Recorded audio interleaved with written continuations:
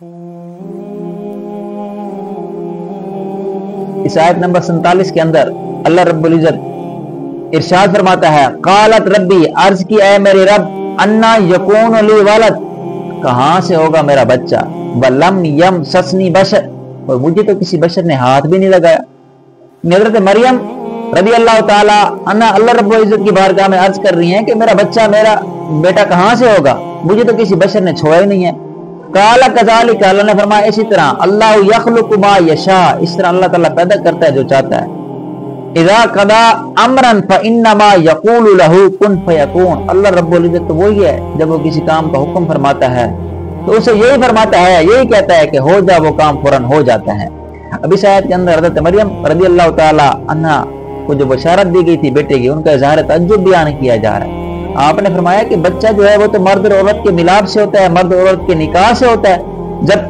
جبکہ میں نے تو نکاح نہیں کیا، نہ ہی مجھے کبھی کسی بشر نے چھویا، میں تو کنواری ہوں، اور میرا بیٹا کیسے ہوگا؟ تو اللہ نے فرمایا کہ اللہ تعالیٰ بڑی قدرت والا ہے، اللہ تعالیٰ بڑی شان والا ہے، اسے جب جس کام کا وہ ارادہ کرے تو پھر اس کام کے لیے جو ظاہری اسباب ہے اس کی ضرورت نہیں پڑتی، اللہ فرماتا ہے کن فیکون، وہ ہو جاتا ہے۔ اسے آگے اللہ رب العزت آیت نمبر 48 کے اندر ارشاد فرماتا ہے وَيُعَلِّمُهُمُ الْكِتَابَ وَالْحِكْمَةَ، اور وہ جو بچہ تجھے عطا ہوگا وہ سکھائے گا کتاب اور حکمت، وَالتَّوْرَاةَ وَالْإِنْجِيلَ، تورات سکھائے گا اور انجیل سکھائے گا، وَرَسُولًا، اور رسول ہوگا، إِلَى بنی اسرائیل، اور بنی اسرائیل کی طرف رسول ہوگا، انی، اور کہے گا کہ بے شک میں قد جئتکم، لایا ہوں تمہارے پاس، آیا ہوں تمہارے پاس، بِآیَاتٍ مِّن رَبِّکُم، تمہارے رب کی طرف سے نشانی لے کر آیا ہوں، انی، بے شک میں، اخلق، بناتا ہوں، لکم، تمہارے لیے، من الطین، پرندے سے، کہیئۃ الطیر، پرندے کی صورت، میں تجھ سے مٹی سے، من الطین، مٹی سے، کہیئۃ الطیر، پرندے جیسی صورت بناتا ہوں، فانفخ فیہ، پر اس کے اندر میں روح پھونکتا ہوں اللہ کے حکم سے، فیکون، پس ہو جاتا ہے، طیرا باذن اللہ، وہ اللہ تعالیٰ کے حکم سے وہ پرندہ بن جاتا ہے۔ آپ نے فرمایا کہ میں مٹی سے پرندے کی صورت بناتا ہوں، پھر اس میں اللہ کے حکم سے روح پھونکتا ہوں تو وہ اللہ کے حکم سے پرندہ بن جاتا ہے۔ وَأُبْرِئُ الْأَكْمَحَ، اور میں شفا دیتا ہوں مادر ذات اندھے کو، وَالْأَبْرَصَ، اور برس کی بیماری والے کو بھی میں، سفید داغ والے اس بیماری والے کو بھی میں شفا دیتا ہوں، وَأُحْيِي الْمَوْتَ بِإِذْنِ اللَّهِ، اور میں اللہ تعالیٰ کے حکم سے، اللہ تعالیٰ کی اجازت سے مردے زندہ کرتا ہوں، وَأُنَبِّئُكُمْ، اور میں تمہیں بتاتا ہوں، میں تمہیں خبر دیتا ہوں، بِمَا تَأْكُلُونَ، جو تم کھاتے ہو، وَمَا تَدَّخِرُونَ، اور جو تم ذخیرہ کرتے ہو، یعنی میں تمہیں بتاتا ہوں کہ تم کیا کھاتے ہو، تم بتاتا ہوں تم کیا ذخیرہ کرتے ہو، فِي بُيُوتِكُمْ، اپنے گھروں کے اندر، إِنَّ فِي ذَلِكَ، بے شک اس کے اندر، لآیہ، نشانی ہے، لکم، تمہارے لیے، ان کنتم مؤمنین، اگر تم ایمان رکھنے والے ہو، اگر تم مومن ہو۔ اب اس آیت کے اندر اللہ رب العزت نے حضرت عیسیٰ علیہ السلام کے بارے میں بتایا کہ آپ کو ایک تو بنی اسرائیل کی طرف بھیجا گیا، ٹھیک ہے، اور 5 معجزات کا آپ کا ذکر کیا گیا ہے، مٹی سے پرندے کی صورت بنا کر پھونک مارنا اور اس سے حقیقی پرندہ بن جانا، دوسرا معجزہ پیدائشی اندھوں کو آنکھوں کا نور عطا کرنا، تیسرا کوہڑ کے مرضوں کو شفا یاب کرنا، چوتھا مردوں کو زندہ کرنا، 5واں غیب کی خبریں بتانا۔ اب اس کے اندر تھوڑی سی ہم وضاحت کریں گے ان 5 معجزات کے بارے میں۔ پہلا معجزہ پرندے پیدا کرنا، حضرت عیسیٰ علیہ السلام نے جب نبوت کا دعویٰ کیا اور معجزات دکھائے تو لوگوں نے درخواست کی کہ آپ ایک چمگادڑ پیدا کریں، آپ ایک چمگادڑ پیدا کریں۔ آپ نے مٹی سے چمگادڑ کی صورت بنائی، پھر اس میں پھونک ماری تو وہ اڑنے لگی۔ تفسیر خازن کے اندر، اس آیت کی تفسیر کے اندر یہ بات بیان کی گئی ہے۔ اب چمگادڑ کی خصوصیات یہ ہے کہ وہ اڑنے والے جانوروں میں بہت عجیب ہے اور قدرت پر دلالت کرنے میں دوسروں سے بڑھ کر ہے۔ وہ کیسے؟ کیونکہ وہ بغیر پروں کے اڑتی ہے، اور چمگادڑ دانت رکھتی ہے اور ہنستی ہے، اور اس کے مادہ کی چھاتی ہوتی ہے اور وہ بچہ جنتی ہے، حالانکہ اڑنے والے جانوروں کے اندر یہ چیزیں نہیں ہوتی جو چمگادڑ کے اندر ہوتی ہیں۔ اڑنے والے یہ جو پرندے ہیں، جانور ہوتے ہیں، یہ عام انڈے دیتے ہیں۔ کبوتر کو دیکھ لیں، کبوتر انڈا دیتا ہے، ڈکٹ بچہ نہیں دیتا۔ چڑیا کو دیکھ لیں، یہ اڑنے والے جتنے بھی ہیں، یہ ان کے اندر ایسی باتیں نہیں ہوتی جو چمگادڑ کے اندر آتی ہیں، بغیر پروں کے اڑنا، اور اس کے علاوہ دانت رکھنا اور ہنسنا اور مادہ کی چھاتی اور بچے جننا، یہ باتیں جو ہیں اڑنے والے جانوروں کے اندر نہیں ہوتی۔ دوسرا کوڑیوں کو شفا یاب کرنا، کوڑ مرض والوں کو شفا یاب کرنا۔ عیسیٰ علیہ السلام اس مرض والے لوگوں کو بھی شفا دیتے تھے، جس کا برس بدن میں پھیل گیا ہو اور طبیب اس کے علاج سے عاجز ہو گئے ہوں۔ حضرت عیسیٰ علیہ السلام کے زمانے میں طب کا علم انتہائی عروج پر تھا اور طب کے ماہرین علاج کے معاملے میں انتہائی مہارت رکھتے تھے، اس لیے ان کو اس قسم کے معجزات دکھائے گئے تاکہ معلوم ہو کہ طب کے طریقے سے جس کا علاج ممکن ہی نہیں اس کو تندرست کر دینا یقیناً یہ معجزہ ہے اور نبی کی نبوت کی دلیل ہے۔ حضرت وہب بن منبہ رضی اللہ تعالی عنہ کا قول ہے کہ اکثر حضرت عیسیٰ علیہ السلام کے پاس ایک دن کے اندر 50 ہزار مریضوں کا آپ کے پاس اجتماع ہو جاتا تھا، ان میں جو چل سکتا تھا وہ حاضر خدمت ہوتا تھا، اور جسے چلنے کی طاقت نہ ہوتی تھی تو آپ اس کے پاس تشریف لے جاتے تھے اور دعا فرما کر اس کو تندرست کر دیتے تھے۔ تیسرا معجزہ جو حضرت عیسیٰ علیہ السلام کو عطا کیا گیا، مردوں کو زندہ کرنا،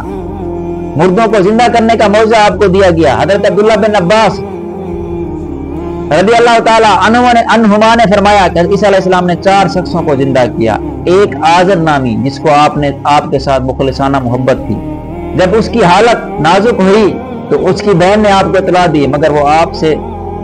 3 دن کی مسافت کے فاصلے پر تھا۔ آپ 3 روز کے اندر وہاں پہنچے تو معلوم ہوا کہ اس کو انتقال ہوئے 3 دن ہو چکے ہیں۔ آپ نے اس کی بہن سے فرمایا کہ ہمیں اس کی قبر پر لے چلیں، وہ آپ کو لے گئی۔ آپ نے اللہ تعالیٰ سے دعا فرمائی جس سے آذر اللہ تعالیٰ کے حکم سے زندہ ہو کر قبر سے باہر آ گیا، اور وہ پھر باہر اس وقت آیا اور وہ مدت تک زندہ رہا، اور حتیٰ کہ اس کے اولاد بھی ہوئی۔ اور دوسرے کے بارے میں آتا ہے ایک بڑھیا کا لڑکا تھا جس کا جنازہ عیسیٰ علیہ السلام کے سامنے جا رہا تھا، آپ نے اس کے لیے دعا فرمائی، وہ زندہ ہو کر جنازہ اٹھانے والوں کے کندھوں سے اتر پڑا، اس نے کپڑے پہنے اور گھر آ گیا اور پھر زندہ رہا، اور اس کے ہاں بھی اولاد ہوئی کہ دوسرا بندہ جو آپ نے زندہ کیا۔ تیسری ایک لڑکی جو شام کے وقت مری، اللہ نے حضرت عیسیٰ علیہ السلام کی دعا سے اس کو زندہ کیا۔ چوتھے سام بن نوح تھے نوح علیہ السلام کے بیٹے تھے جن کی وفات کو ہزاروں برس گزر چکے تھے۔ لوگوں نے خواہش کی کہ آپ ان لوگوں کو زندہ کرتے ہیں جو ابھی مرے ہیں، آپ ایسا زندہ کریں جو کافی عرصے پہلے مر چکے ہیں۔ چنانچہ انہوں نے کہا کہ آپ سام بن نوح کو زندہ کریں۔ آپ نے ان کی نشاندہی سے قبر پر پہنچے، قبر پر پہنچ کر آپ نے اللہ سے دعا کی۔ سام نے سنا کہ کوئی کہنے والا کہتا ہے عجیب روح اللہ، یعنی عیسیٰ علیہ السلام روح اللہ کی بات سنیں۔ یہ سنتے ہی وہ مروب اور خوف زدہ اٹھ کھڑے ہوئے، انہیں گمان ہوا کہ قیامت برپا ہو چکی ہے، قیامت قائم ہو چکی ہے۔ اس کی دہشت سے ان کے سر کے آدھے بال سفید ہو گئے۔ پھر وہ عیسیٰ علیہ السلام پر ایمان لائے۔ انہوں نے عیسیٰ علیہ السلام سے درخواست کی کہ دوبارہ انہیں سکرات موت کی تکلیف نہ ہو، اس کے بغیر انہیں واپس کیا جائے۔ چنانچہ اسی وقت ان کا انتقال ہو گیا، ان کا انتقال اسی وقت ہو گیا، اور انہوں نے عیسیٰ علیہ السلام سے کہا تھا کہ ان کے لیے دعا کی جائے کہ انہیں سکرات موت یعنی موت کے وقت جو تکلیف ہوتی ہے اس کی تکلیف نہ ہو۔ عیسیٰ علیہ السلام زندہ فرماتے اسے بِإِذْنِ اللہ یعنی اللہ کے حکم سے فرماتے، جسے بھی آپ نے زندہ کیا آپ نے ساتھ یہ الفاظ استعمال کیے بِإِذْنِ اللہ، اللہ کے حکم سے زندہ ہو جائے۔ اس فرمان میں عیسائیوں کی اس بات کا رد ہے جو آپ کو خدا ہونے کے قائل ہیں، جو عیسیٰ علیہ السلام کو خدا مانتے ہیں ان کا رد ہے، کیونکہ آپ جس کو بھی زندہ کر رہے ہیں آپ ساتھ لفظ جو استعمال کر رہے ہیں بِإِذْنِ اللہ یعنی اللہ کے حکم سے زندہ کر رہے ہیں، تو یہ آپ کے خدا ہونے کی دلیل نہیں ہے بلکہ یہ آپ کے بندے ہونے کی دلیل ہے کہ آپ رب کے بندے ہیں۔ چوتھی بات غیب کی خبریں دینا۔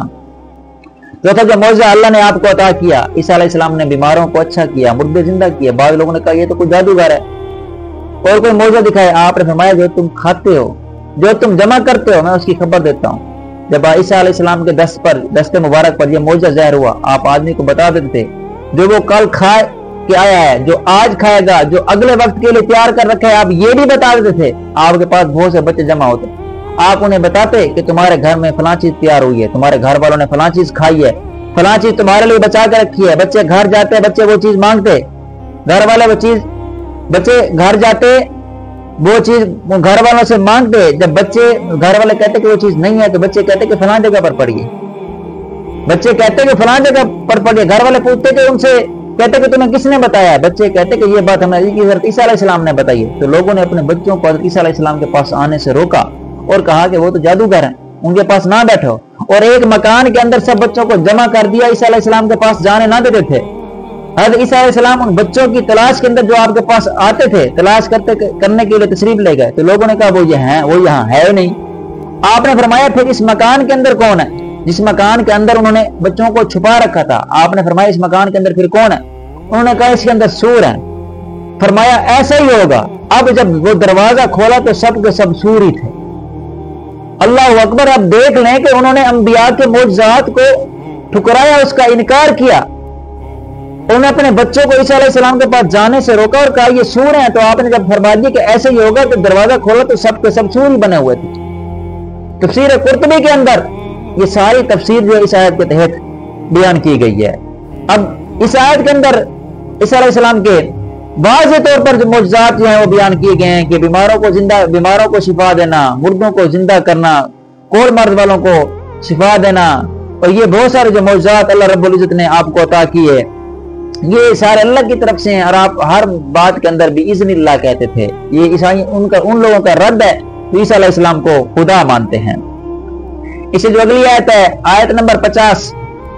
اس آیت نمبر 50 کے اندر اللہ رب العزت ارشاد فرماتا ہے وَمُصَدِّقًا لِمَا بَيْنَ يَدَيْهِ، اور تصدیق کرنے والا اس سے جو آپ کے پاس پہلے آ چکی ہے، من التورات، تورات سے، وَلِأُحِلَّ لَكُمْ،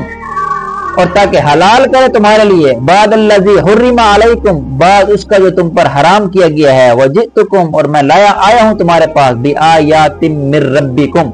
تمہارے رب کی طرف سے نشانی لایا ہوں، فاتقوا اللہ، پس اللہ سے ڈرو، وَأَطِیعُونِ، اور میری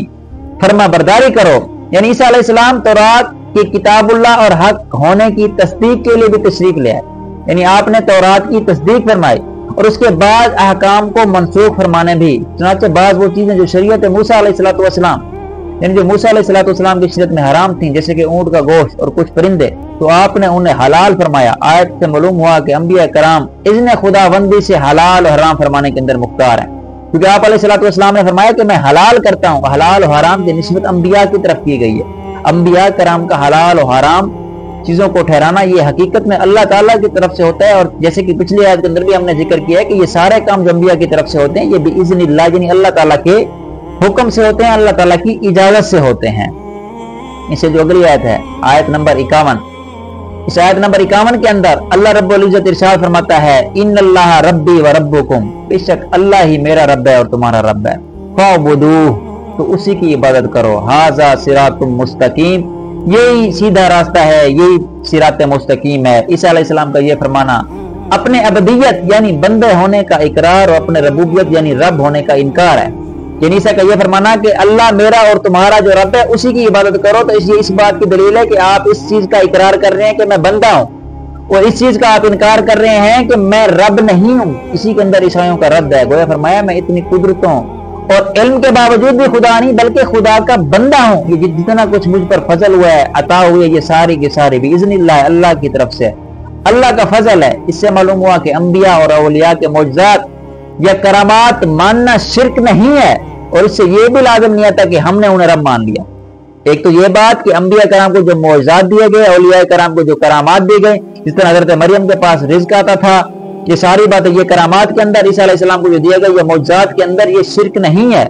اور یہ بھی لازم نہیں آتا کہ جب ہم ان چیزوں کو مان لیں تو پھر ہم ان کو رب مان رہے ہیں، بلکہ یہ انہیں رب ماننا بھی لازم نہیں آتا۔ اس سے مسلمانوں کو مشرک کہنے والوں کو عبرت پکڑنی چاہیے، جو مسلمانوں کو اس وجہ سے مشرک کہتے ہیں کہ وہ فلاں ولی کی کرامات مانتے ہیں، وہ فلاں نبی کا معجزہ مانتے ہیں۔ تو انبیاء کرام کے معجزے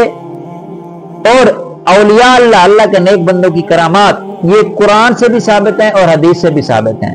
دعا ہے اللہ رب العزت ہمیں صحیح قرآن پاک پڑھنے، سمجھنے اور اس پر عمل کرنے کی توفیق عطا فرمائے۔ اللہ رب العزت ہمارا یہ سننا اپنی بارگاہ کے اندر قبول و مقبول فرمائے، اور اس قرآن پاک کے صدقے ہمارے جتنے بھی موتا اس دنیا فانی سے ایمان کی حالت میں رخصت ہو گئے ہیں، اللہ رب العزت تمام کی کامل مغفرت فرمائے، تمام کو جنت الفردوس میں اعلیٰ مقام عطا فرمائے، آمین یا رب العالمین۔ وآخر دعوانا ان الحمد للہ رب العالمین۔